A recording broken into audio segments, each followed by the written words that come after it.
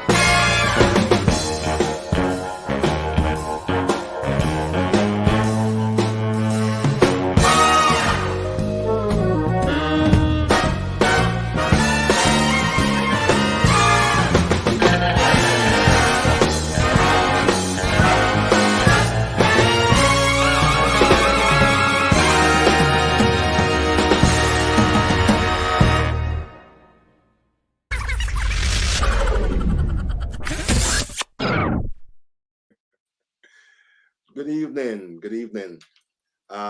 Welcome to Speak Freely.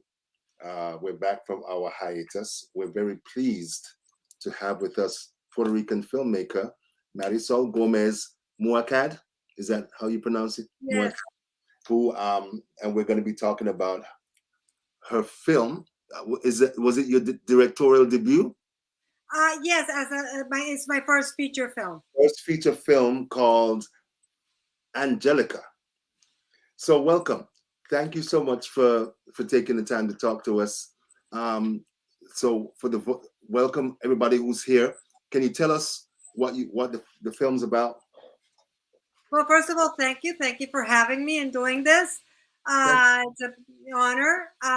So Angelica, it's a film about a Afro-Boricua woman struggling with her identity, or having to come to terms with her identity, more than saying struggling, having to come to terms with her identity, and having to confront the racism and sexism that is inherent in our culture and society.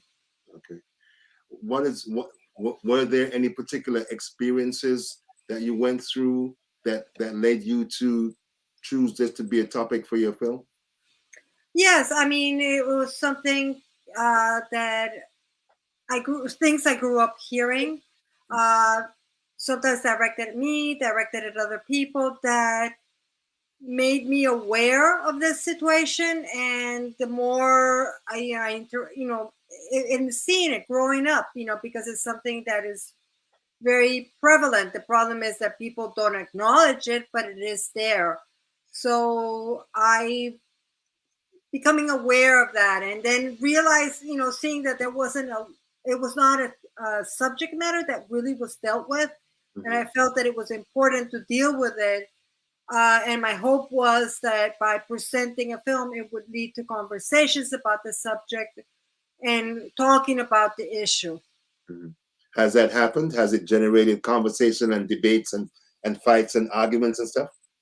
It has regenerated some people like trying to deny, like, no, that's not a problem here. But it has generated conversations. I'm hoping that we can keep showing the film so we can generate more conversations.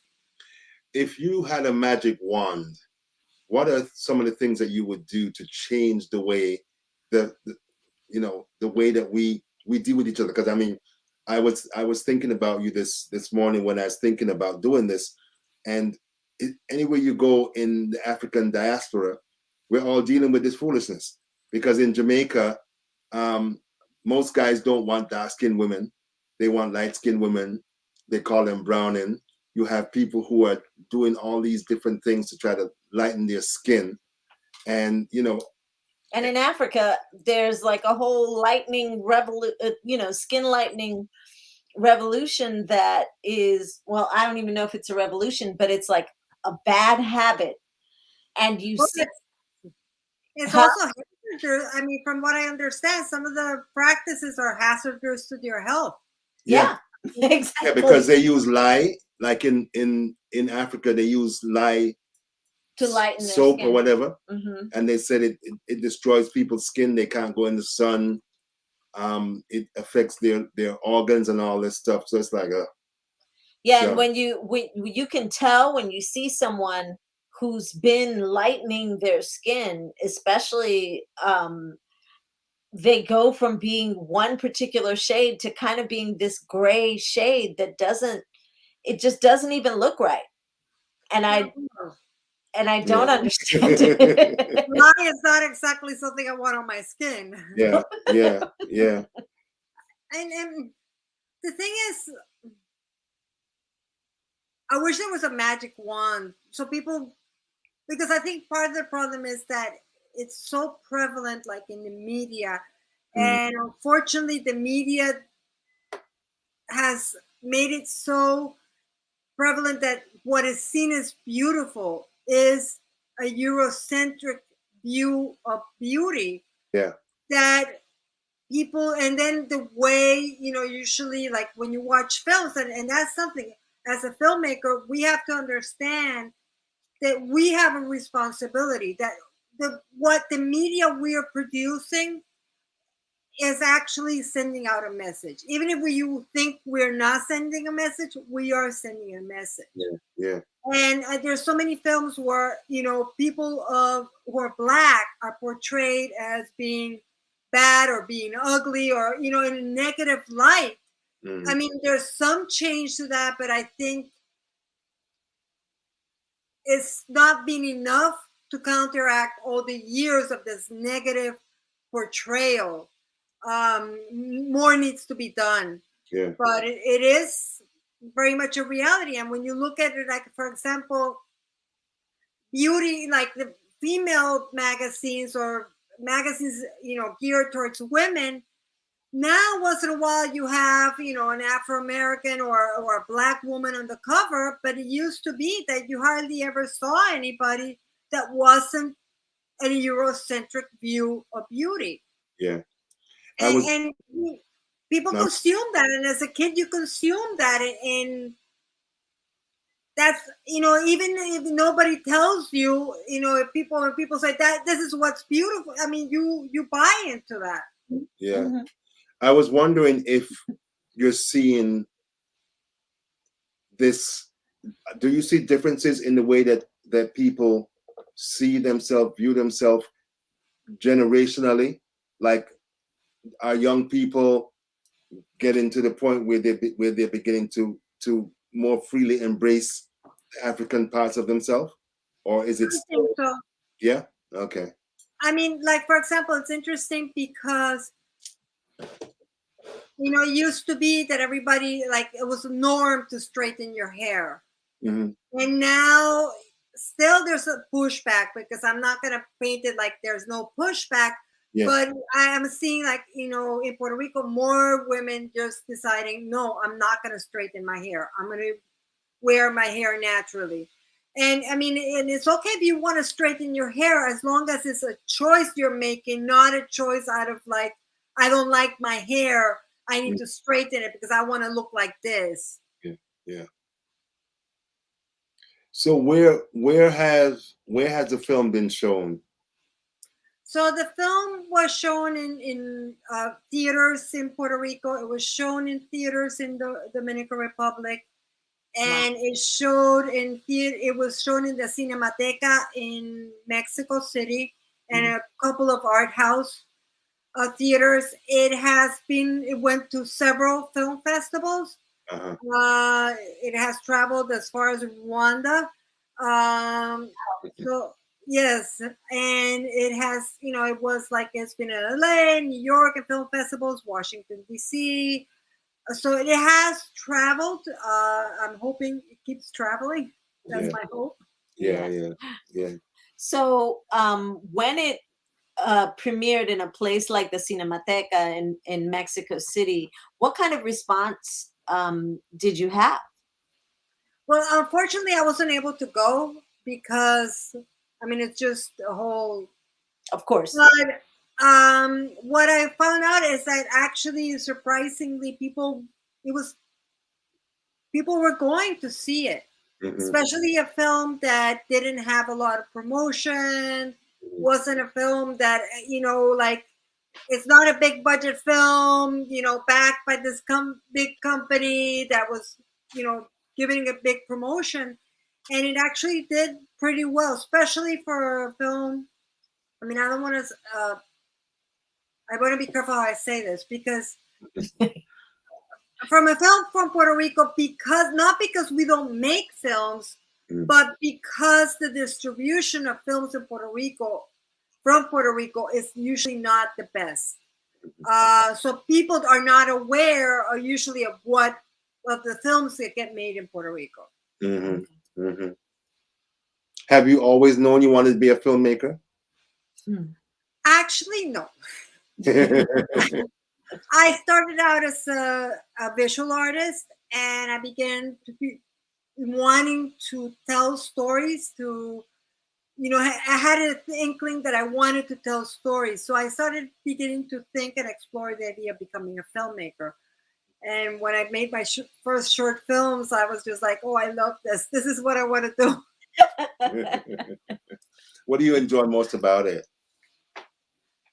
The collaboration, working with other people, and interestingly, because I came from the visual arts, the thing that I was the most afraid of, which was dealing with actors, is one of the aspects that I enjoy the most.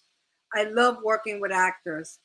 And I like the fact that you can join different art forms, because there's music, there's the visual aspect, there's the theatrical aspect, and how you can join all of that to tell a story. Yeah, yeah. Yeah, I can tell. I can definitely tell that you had that someone in and amongst the film was an artist, because when she was drawing the pictures, and then I noticed the pictures of the clothes behind her, I was like, whoever drew this is somebody involved in the film. Were they your drawings? No, they weren't my drawings. We actually asked somebody else to do it, who was very talented, because I was just so busy with everything else. Yeah, no, I completely understand. But that was a nice touch, because I noticed that she had started to put. At least I started noticing those pictures after she had her kind of started transforming, like when she had gone back. So, yeah. I'm glad you noticed them, because that was very much the idea. Just to emphasize the fact that she was a very talented person who was very much into fashion, and this was something she really was passionate about. I'm curious. Her mother, did you pattern her off someone in particular, or was it a conglomeration of people that you know or you heard about? It's a conglomeration of people, and some women that I know that are very much like that. Did they know? Did you talk to anybody that identified their behavior based on what they saw if they saw the film? Did they admit that? It was interesting, because there were people who would say, "Yeah, my mother's like that," and it would actually, when I would talk about when I was trying to make the film, and I would ask people or tell people the subject, like, "Oh yeah, I have this friend, and she was started going out with somebody who was like black, and her mother had a fed." Or Right. then the mother wanting not to, her to marry somebody who was dark, you have to mejorar la raza. Yeah. Famous. That phrase is something I heard one or two times in different households, and uh, as a child, mejorar la raza is to better the race, Yeah. or whiten the race. I think in Venezuela it's more like whiten the race, or whatever, la blanqueando, the blanca, something about making your line more white. And I never understood it, because like I shared yesterday, in my household we were kind of proud of being black. There wasn't My father always used to say, no one's better than you, and you're not better than anyone else. And so, always look people straight in the eye, because they're not better than you, and you're not better than them. So you're on equal footing, because you're a human being. But I didn't know that, at least I didn't realize racism was racism until I was in about fourth grade. So and to go through to be a black person, a black Latin person in Miami in, you know, in the early 70s, late 60s, early 70s, what that was really interesting, that I didn't really experience racism on that level, but my brothers and sisters certainly did. Oh, that's interesting. I mean, I think there's a lot of issues and that people don't want to acknowledge in like Miami. I mean, I think Yeah. Miami special. Miami's really Miami special. Yeah. The thought just occurred to me. I'll ask the question. In your experience, is this a phenomenon that is seen like equally, like men and women, or is there one or more other people? Does one group exhibit this more than the other based on what you know or what you've seen? In terms of, I mean, well, I think it's harder for women in the sense that because there's that expectation of beauty. Like men, like they'll say things like, "Ay, que yo soy feo," but it's okay, you know, because I'm a man, so I'm not supposed to be. So, I mean, so there, I think there are issues, and there's so, and I think it's expressed in a different way. Mm-hmm. Mm-hmm. Like if you feel bad about your complexion and about who you are, I don't think it is expressed. I think it is expressed in a different way than it is in women. Yeah. Yeah. Okay. Not that it doesn't occur, but because of the way, you know, of the whole patriarchal society and how what is expected of women and what is expected of men. Yeah. We have a question from my brother, Sean. Welcome. Thanks for being here. Good evening, he says. Question for you. Did you notice any differences of that dynamic between classes or education levels of folks? That's a good question. There might be some difference in the way it's expressed, but I think deep down it's the same root problem. I mean, usually, I mean, it gets complicated because in Puerto Rico, usually, you know, I have to be careful how I say this. It might not come off the right way. So, like, the link between being Afro-Boricua and poverty is pretty strong. Doesn't mean that everybody who's Afro-Boricua is poor, because there's a lot of Afro-Boricuas. I mean, there are Afro-Boricuas who have done very well financially, or doing pretty well financially, or you know, are middle class, but there's still a link because, and it's not because there's, you know, it's because of the system itself, of the racism of, like, in terms of job opportunities, or, you know, there are things that are still happen. Like, for example, if you come from certain areas, sometimes they will apply for a job and they'll change their address. Wow. Oh.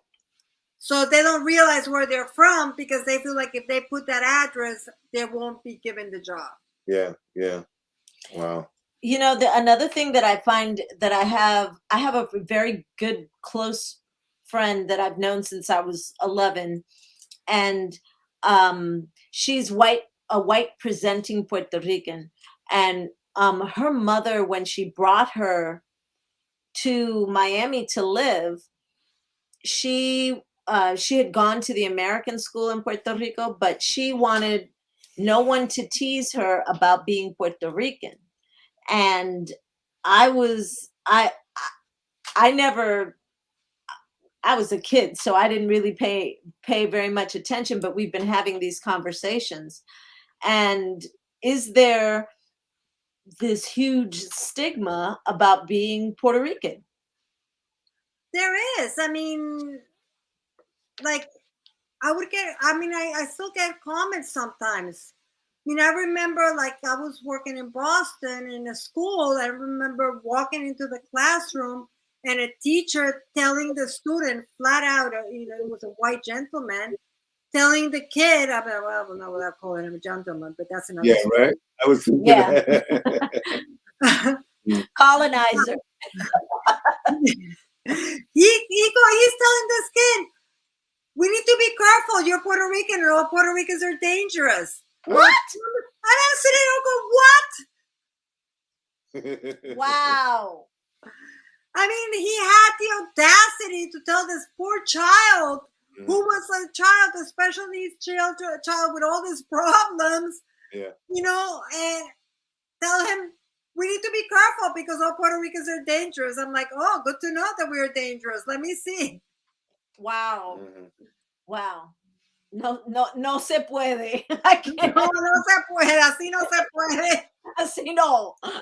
My brother Pata, Hi, Pata. how are you doing? He's asking. He said we had Harlem Renaissance and negritude. Has there been a similar movement in Puerto Rico?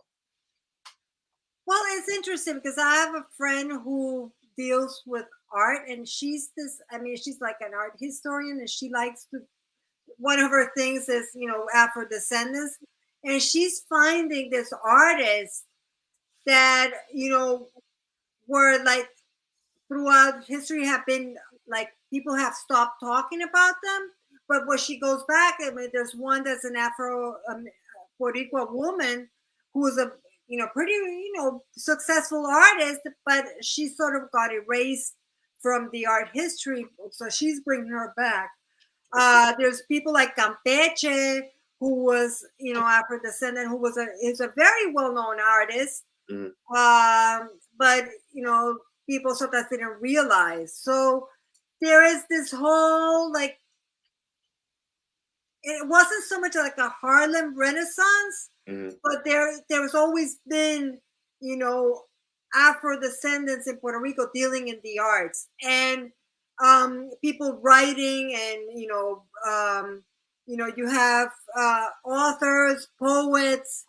So there is, and there still is. I mean, and there's more. I have a friend who back in the 80s did a whole exhibition that was centered Afro-Boricua painters and artists. We have an artist who's from Loíza Aldea, which is a predominantly Afro-descendant area, who is doing very well, and he's traveling all over the world with his work. So we've always had, it might not be that it was like this thing that was identified as like in Harlem Renaissance. I mean, maybe I'm wrong. Maybe there was, and we don't know about it. We still have to find out. But right. I wanted to show her that my show on my radio show. This woman brought this book for me, and it's called Esclavos, Prófugos y Cimarrones, Puerto Rico, 1770 to 1870. And it's a bunch of different stories made up of like court reports and different things about people that escaped slavery, and just different interesting stories. There's even pictures and stuff in here, and it's a very like, I haven't seen it republished, and it's from like 1986. Oh, did we lose her? I think we lost her for a second, but we'll get her back. Welcome, all of you who joined us. We appreciate you taking the time. There she is. She's back. Sorry, Marisol. So, yeah, I mean, the whole cimarrón history is really interesting in Puerto Rico, because there was a lot of resistance. It wasn't like people, like there wasn't resistance. There was resistance. There were rebellions. There were some that would run into the mountains to escape. And what we are finding out is really interesting, is because people say that all the Tainos were killed off, but then we're finding out that that wasn't as true. And sometimes because the Tainos, sometimes would go and hide. So there was also this connection. Some, you will see like with the Cimarrones and the Taínos, apparently. So, Mhm. I'm wondering, um, you know, with the whole racial, so-called racial reckoning that came after George Floyd, I'm wondering how much it rippled and moved down to into Puerto Rico.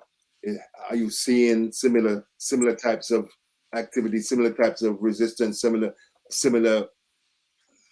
I don't want to say a reawakening or an awakening, but just that kind of simmering in Puerto Rico.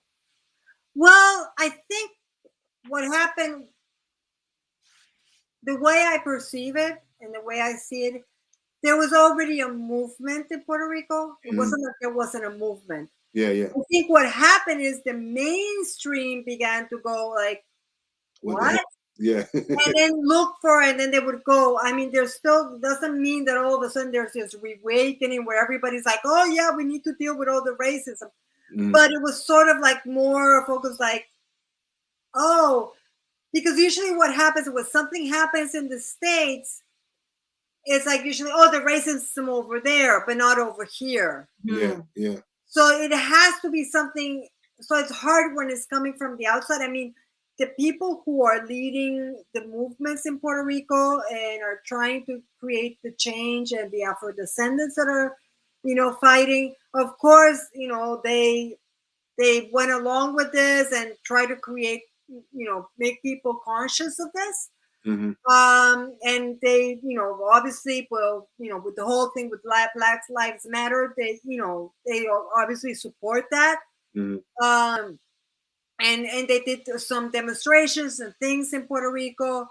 And they actually did some things where they actually held vigils. But I think the ones that have worked the best are the ones that are coming from, those groups making a change, that have been trying to make a change For a long They're time. still fighting for that. Yeah. We talked earlier about Maria and Irma and the effects of that and the resulting the vulture capitalism. I was wondering if what's been going on since the hurricanes has given those who are seeking real change and those who are seeking to push to promote Afro descendants, if this has given them an opening for that to happen. Well, what is interesting is that people who are fighting for Afro descendants are fighting in different fronts. They're fighting for the rights of the Afro descendants, but they're also fighting. They're also having to fight for things like, how to change our situation, because the situation in Puerto Rico is, it's not that it's dire, but when Maria became evident what our situation is in terms of being a colony. Yeah. So that definitely it becomes hard because you have to fight in like different fronts. Mm-hmm. I don't know if that makes sense. It does. Could you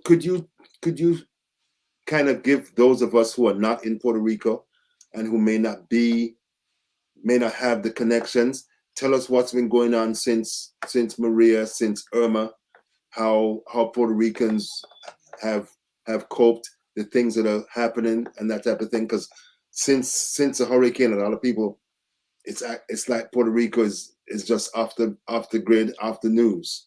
So could you kind of tell us what does rebuilding going look on? like? What does it look like there now? Well, I mean, there's supposedly the rebuilding by the government, but I think if you ask me, most of the rebuilding has been the communities themselves, the people themselves. Yeah. I mean, there's been some progress, but it is the communities and it's the people themselves driving the change. The same way that the people that actually created it, like a lot of times people who were cutting the trees or like dealing with all the disaster, what happened afterwards, it was organizing as a community. So I think it brought up more, it became more evident that like there's a saying in Puerto Rico now, is el pueblo solo, ¿cómo es? El pueblo salva al pueblo. So it's actually, we are the ones who are gonna, the town, well, the town or the population or the public saves the public. The community saves itself. The community, it's more like the community saves itself. The community, I mean, people who are like, so a lot of the thing, I mean, and there's been so many different things. I mean, there's things like people trying to becoming more conscious of how important it is, you know, to grow your own food, to have your own food. So it's and how to, maybe we need to be supporting our local products and supporting the local you know, companies and the local, you know, entrepreneurs. So there's a lot of that, and people trying to become more entrepreneurial. Mm-hmm. And in terms of what is interesting is in the last census, there was a campaign by Afro-Boricuas. And I want to be clear because there were some people who were trying to dismiss it, but it was actually the Afro-Boricuas because in this previous census, it appeared like, I forget the numbers, like it would appear that everybody in Puerto Rico was white except a few people because of the rules and research. Wow. Mm-hmm. And this time around, it changed. That campaign changed how people answered the census. Mm-hmm. Mm-hmm. Of course, this time around, there was an option. Before it was just black and white. Mm-hmm. And this time around, there was an option to put mixed race. Okay. But there were more people putting in as either they were black or mixed race than there was previously. Wow. Wow, that's serious. That's some serious progress. I mean, I was going to ask you, in comparison, like the Dominican Republic, because the years of Trujillo, where Trujillo used to tell people, if you have one drop of white blood, you're white, as opposed to if you have one drop of black blood, you're black. He tried to go the opposite way. Yeah, he tried to go the opposite way. So of course, well, he wasn't exactly white, so no, not by any stretch of the imagination. So that's probably why he was like, if you have one drop of white, you're white. So how was it received in the Dominican Republic? Because you said earlier, and I kept that kind of in the back of my head, how was your film received in the Dominican? Because they don't like black people. Well, it's interesting because there's also a movement in the Dominican Republic. I'm noticing that there's a movement that I'm seeing of recognizing the Afro-descendants. Mm-hmm. So I think it was interesting because the first time it showed at at a film festival, and you know, usually I'm used to, like, when I do a film festival, there's a Q&A afterwards. Uh-huh. So I asked, so are we going to do a Q&A? Because they asked me to do a presentation, and they were like, oh, you know, usually we don't do that, but if you want to do it, we'll do it.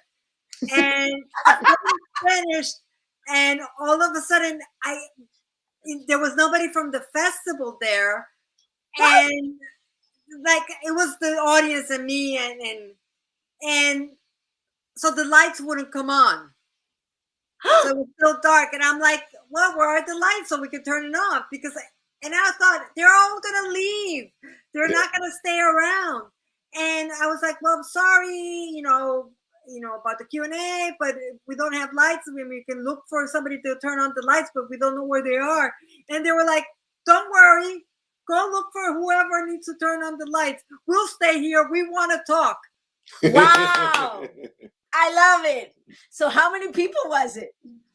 I think it was it's like half full, the audience. I mean, and they were like, the conversation afterwards was incredible. Of course, they came with the complaints, because I don't know if that has changed, but it used to be that if you work at a bank, you have to straighten your hair. Yeah. And so there were a lot of complaints about this, but there was a lot of, so I think there's more people are beginning to become more conscious. Mm-hmm.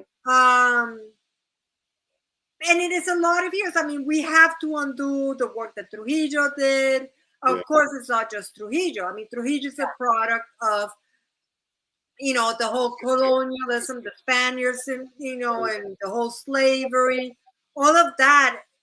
It's going to take time, unfortunately, because it took such a long time to build upon that. Mm-hmm. That to undo it, it's going to take time. Yeah, most definitely. I was really I've spent some time in the Dominican. My brother-in-law is Dominican, and every time I go there, there's some kind of really racist incident that I go through because my family is every shade. Like, I have people in my family that look like you. I have people like me, and then I have people that are, 20 shades darker than both Barrington and I. And whenever we're together, something kind of just crazy happens. And my family's a family of fighters. What'd you say? ¿Qué dijiste? Esa es mi hermana. Chill out. Whatever you need me to be. You want me to? We got to throw some bows up in here or what? And it's hilarious to me in the Dominican when you go to, say, my kids call it, they spent one summer where we went to a resort and they were in that very idyllic type of situation, and they call that like the first Dominican. And then the second Dominican, they went and they stayed with my sister in her apartment in Santo Domingo. And so the second Dominican was very different. It was fun, but very different for them. Imagine. Plus, it's not the all-inclusive resort. Right, it's not the all-inclusive. You can't get your hamburger whatever time you want to. But they really they notice certain things. Mommy, why are we still in line when that white lady with the blonde hair and the blue eyes is already eating? Why is this going on? Why is that going on? Why won't people serve you?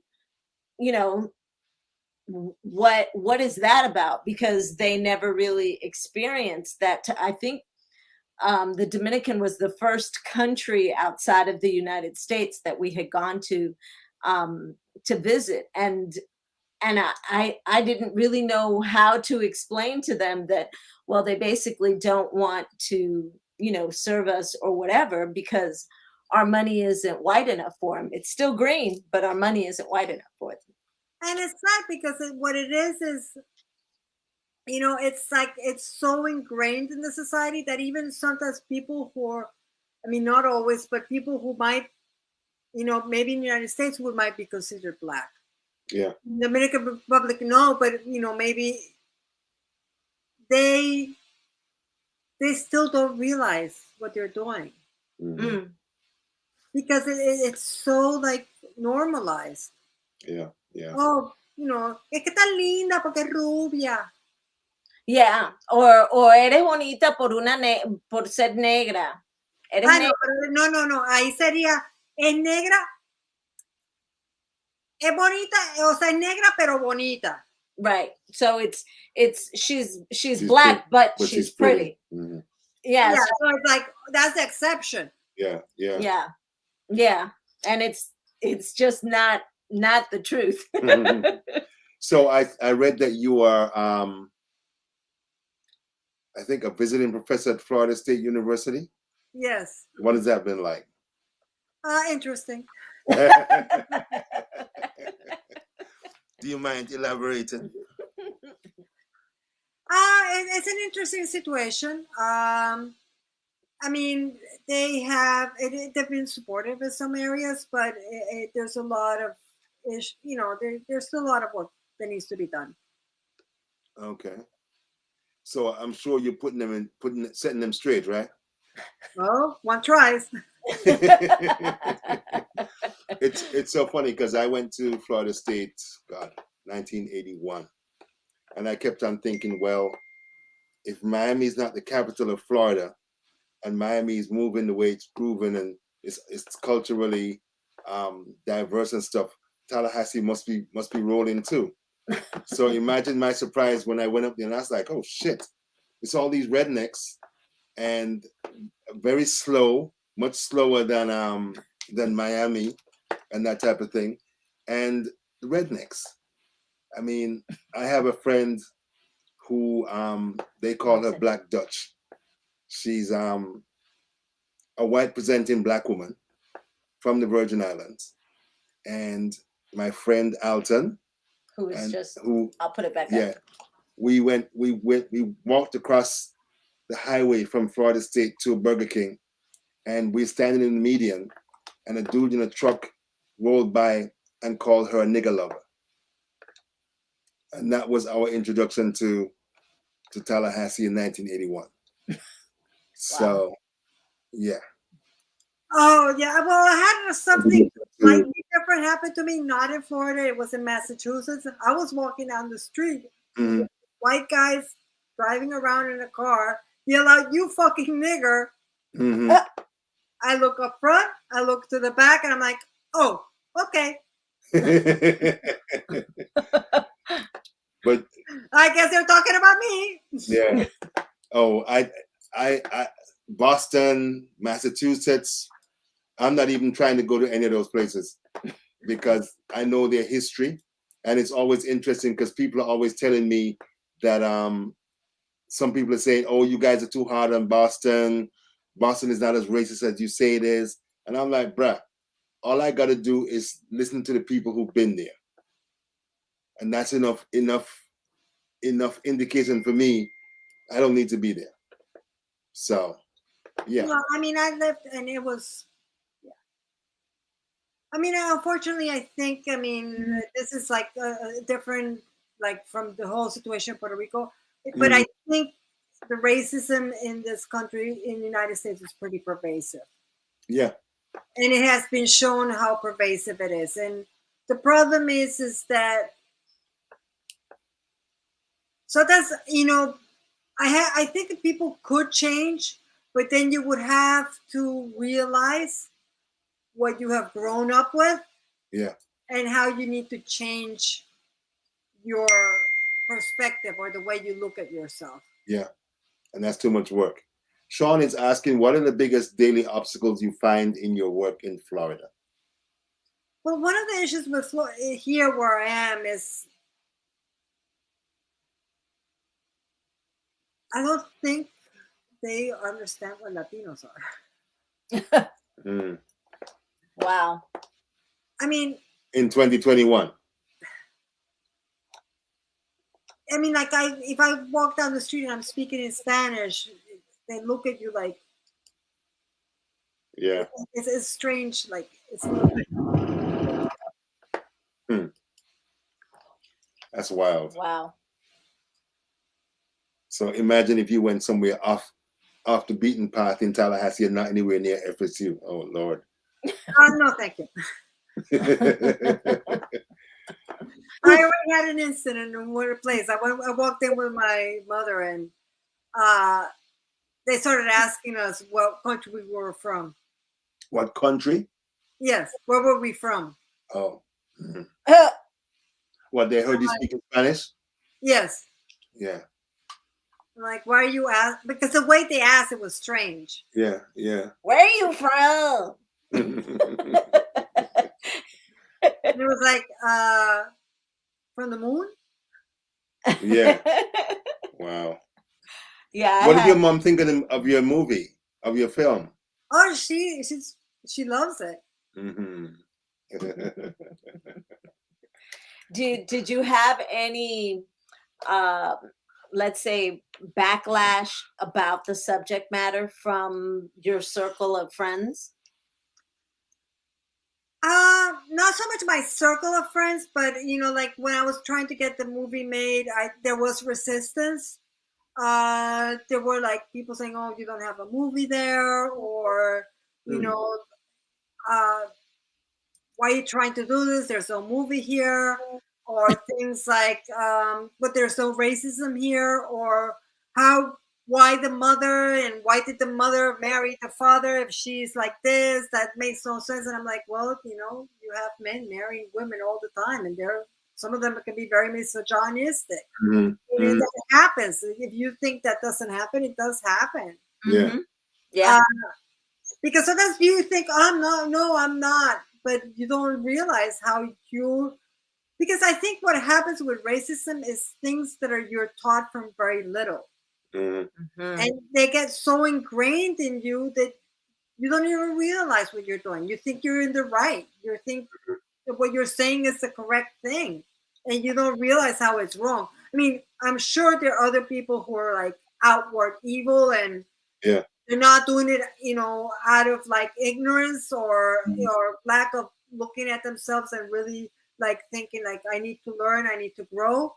Yeah. Um, I mean, I'm sure there's some that are really like mean and evil, and I mean, just racist.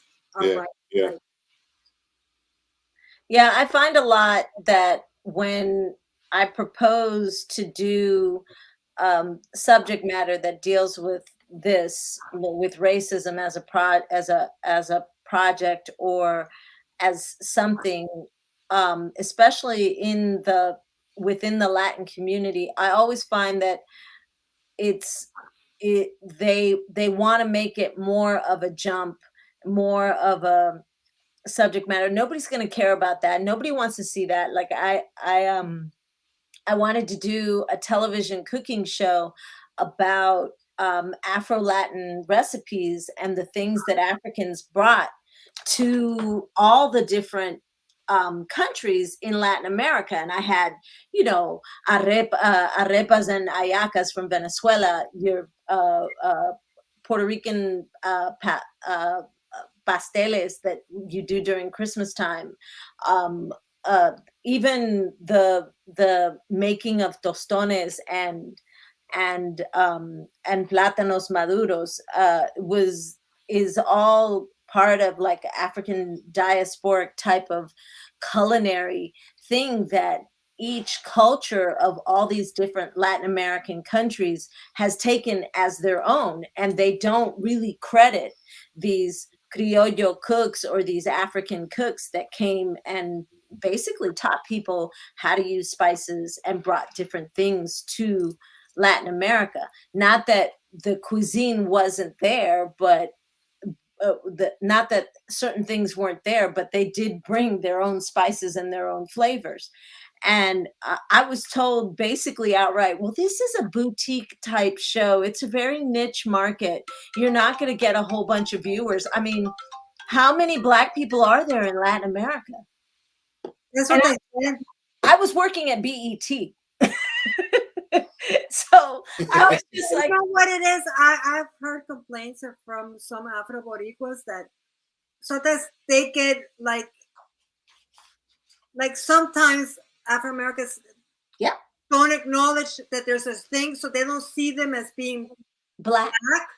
Mhm. And it's, to me, that's strange. I don't understand, but that happens, and I think it's this perception that that only there's only Afro Americans in the United States, because if Yeah. you talk about Afro Americans, it would have to be, but within the United States, and then everything else.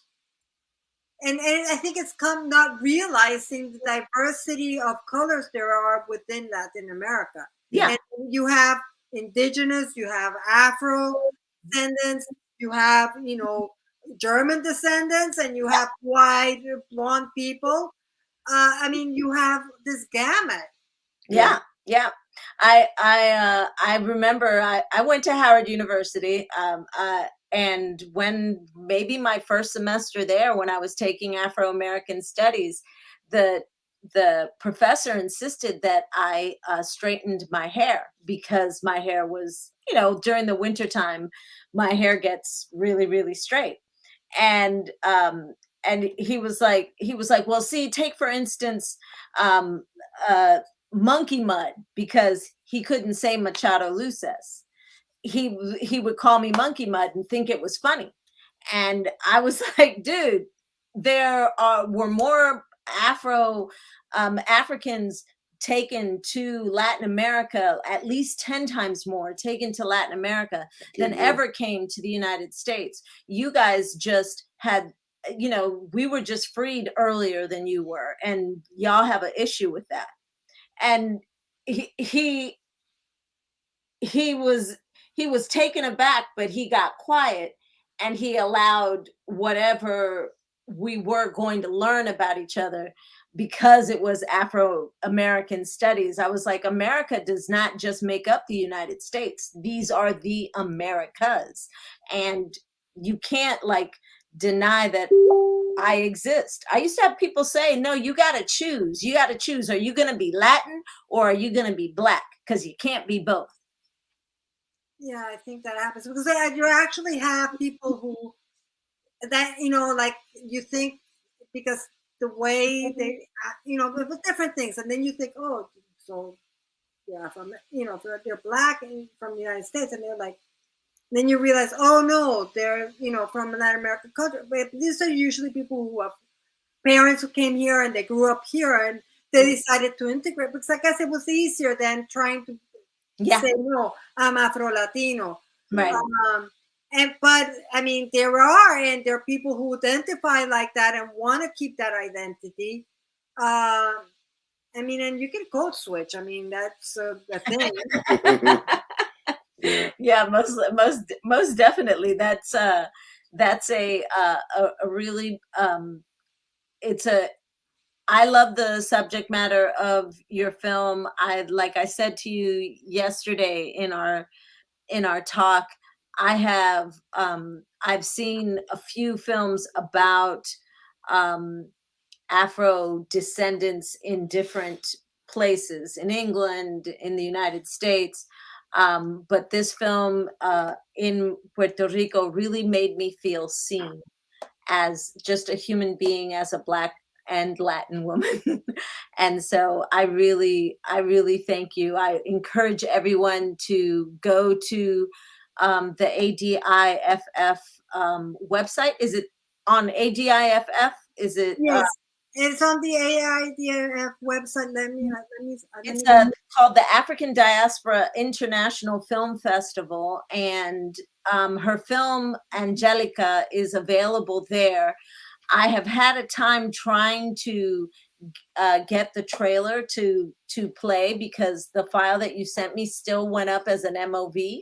So I'm going to just try to share the screen, and we won't be on the screen, but I definitely want to show it to the people that are watching. So hang on tight for a few seconds.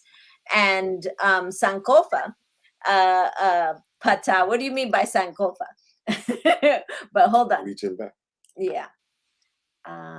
Share screen. Ooh, let me see if I can share this video file. Aha, I think I can share this video file.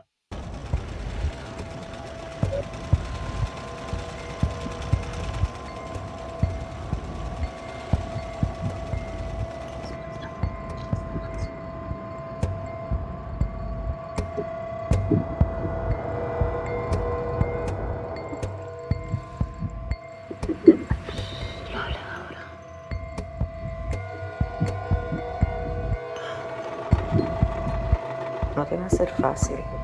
Yo no conozco de ninguna diseñadora negra. Tú no puedes olvidar tus sueños, ¿oíste? ¿Cuándo te he criticado yo a ti? A cada rato. Cuando me recuerdas que soy fea. Ay, ese pelo. ¿Cuándo te vas a hacer algo con ese pelo? Eso no es verdad. Yo no salí como tú querías. Digo, yo sé que ella nunca fue bonita, pero es que no se ve nada bien. Antes era todo que no quería saber nada de tu familia. Ahora todo es tu familia, tu familia.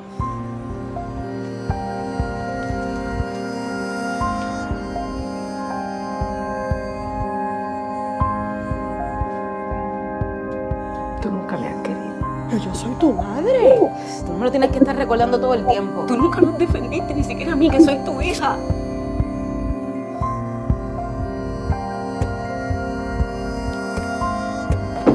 ¡No me has dicho nada! Me tengo que ir.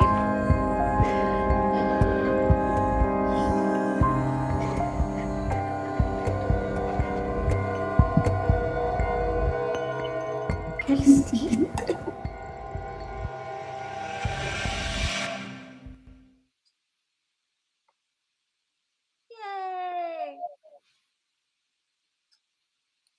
Okay, I'm gonna unshare the screen, I think. I don't know how to not share the screen.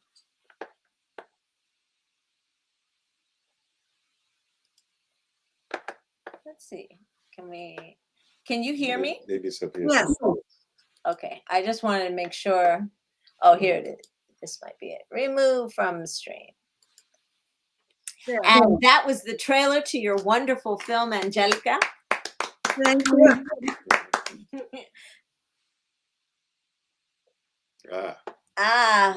Pata, I know what Sankofa means, but I was wondering why you said it.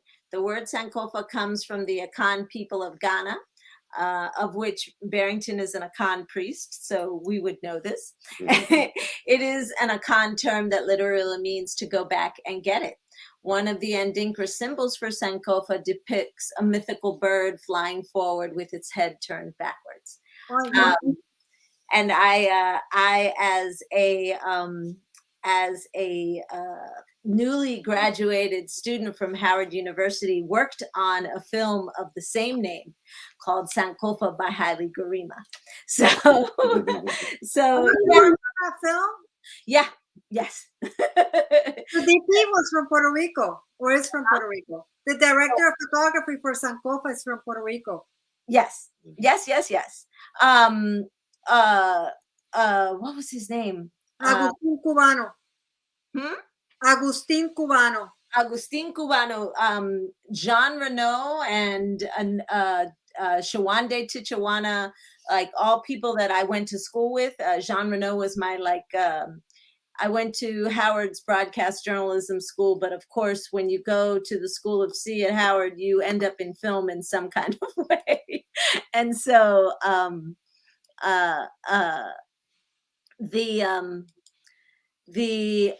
the first camera guy, his name is Jean Renault, and he's Haitian. But yeah, one of my best friends was the line producer, Ada Bobineau. And yeah, I did work in DC on post and other things of that nature, and kind of booked them all when they went to Jamaica to shoot the plantation scenes.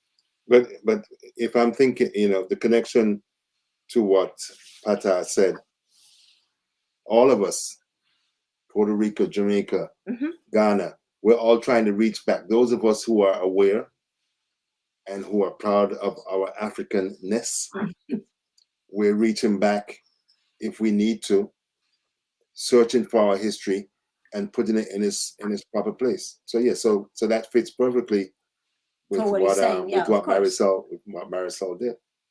No, and I think it is at so many levels, because it's like, even practices or things that were sort of like erased in the name of progress. Yeah. I mean, like even now with the whole environment, which is a whole another issue, which is not unrelated,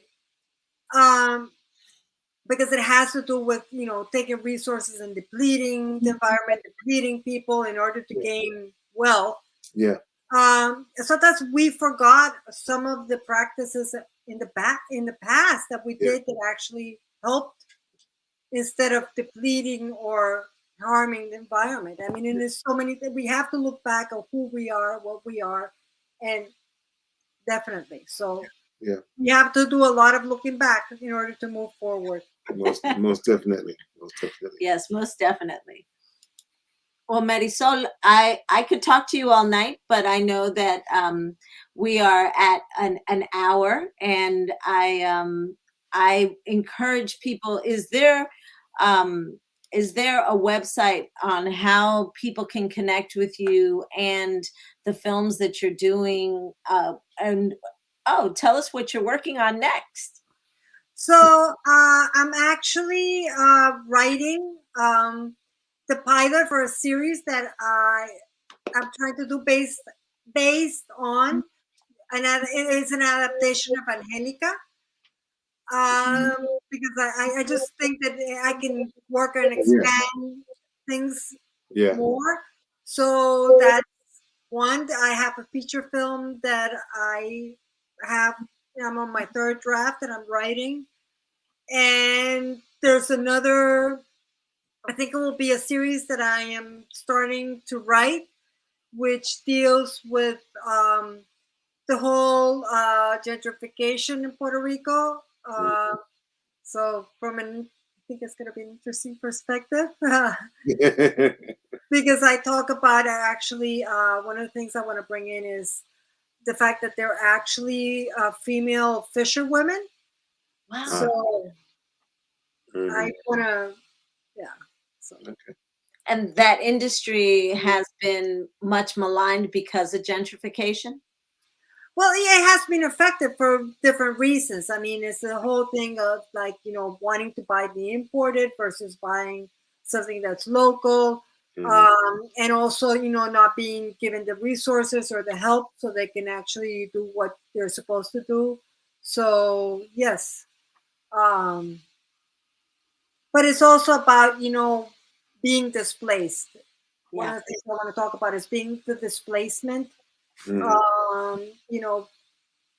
When people are moving into where your place is and you're getting displaced. Yeah. I love your subject matters, and knowing my husband, he will be calling you for commentary and stories. Yes, I will. So you're kind of stuck with us. No, that's fine. I mean, it's been wonderful talking to you. But we're very appreciative of you taking the time. I thank all of our listeners, viewers, all our friends who came in, the fabulous questions and your interest in the topic. You can come back anytime. Just Thank you. Let us know.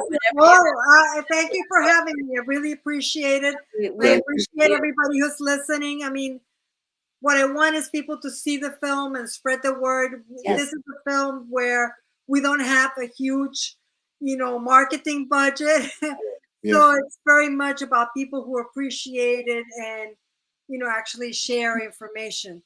So here's what I'll do. Here's what I'm going to do.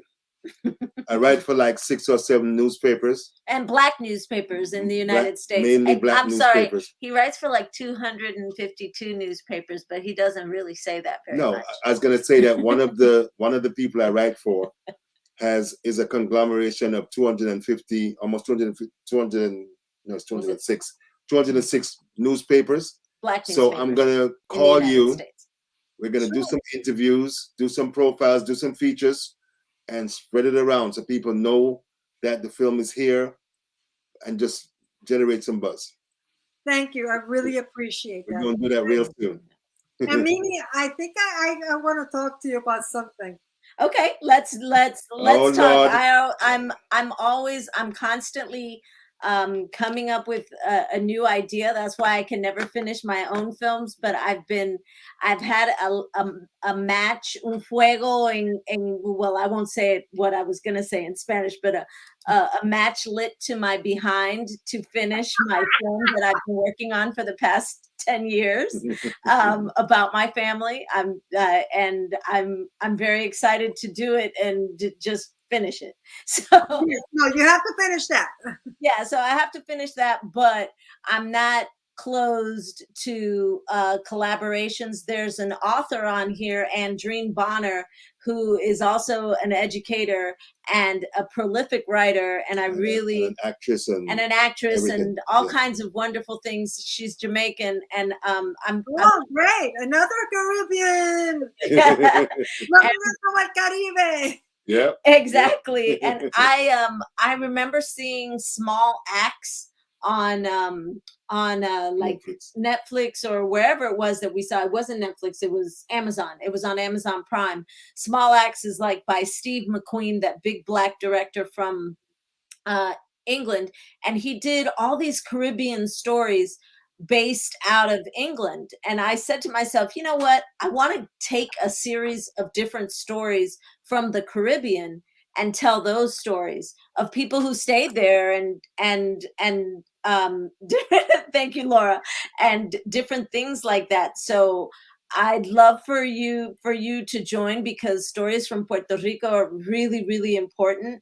And the word and the spreading the word about all these different issues, the displacement, the oppression, the colonization of these places, told in a really wonderful way, like you did with Angelica. I applaud you, and I really admire the work that you do. So I'd love to work with you. I'd be honored to work with you.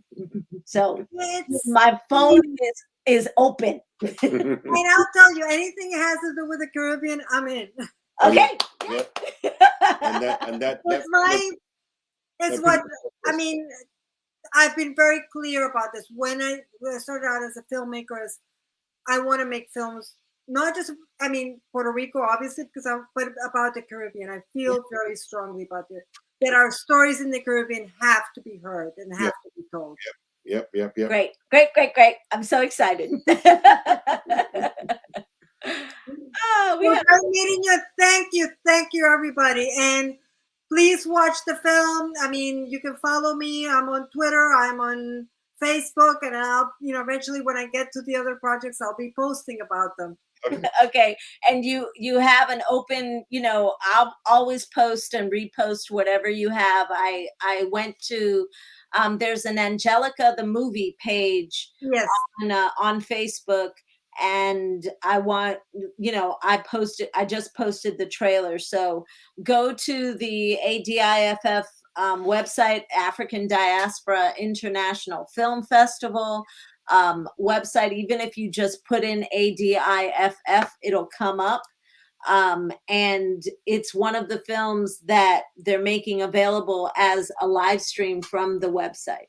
So you can see the film in, what theaters is it in the United States? So it's in, the theater is in I'll get that. We got people from California. We got people from New York and Seattle and all parts. LAEMMLE is the name of the theater. La Mele in California? Yes. Is that in Los Angeles? Actually, it's streaming. They're streaming it also. Oh, okay. On their streaming platform, so you can go there as well. Fantastic. Hopefully they'll go to theaters. I hope so, but yeah, I'd like to see it in theaters. Have you entertained any of the streaming platforms? But that would be up to your distribution. Yes. Okay. Because I know I've seen a lot of Art Matan films on Quelly TV, and she's Quelly TV is a streaming platform started by a Black woman, Deshauna Spencer, and all the stories are all the stories and all the films and all of the content is either made by a Black person or about a Black person. So Angelica would fit in really well there. I hope so. And watch the film, and if you liked it, spread the word and let other people know. Okay, yeah. Sounds good. Thank you, Marisol. Congratulations, everybody. Take care. All right, we talk soon. Talk soon. All right, ciao, bye-bye. ciao. Bye-bye. Bye, everyone.